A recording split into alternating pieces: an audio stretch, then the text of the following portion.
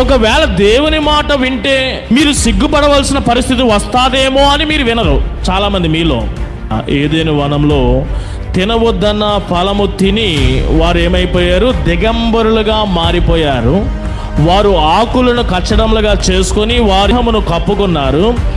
చల్లని పూట యెహోవా స్వరము ఆ తోటలో ప్రవేశించినప్పుడు ఆ స్వరము వినబడగానే ఆ స్వరము ఎదుట వారు ఆ రీతిగా ఉండడానికి సిగ్గుపడి దాక్కున్నారు.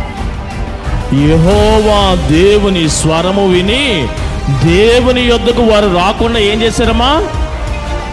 తోట చెట్ల మధ్యన వారు దాక్కున్న సిగ్గుపడ్డారు. మీలో కూడా చాలా మంది దేవుని స్వరం ఎందుకు వినరో తెలుసా? మీరు చేసిన పాపం ఇక్కడ బట్ట బయలు చేస్తా ఉంటే అది వినిన మీరు సిగ్గుపడవలసి వస్తుంది అని చెప్పి దేవుని మాట వినని వారు ఎంతో మంది ఇక్కడ ఉన్నారు.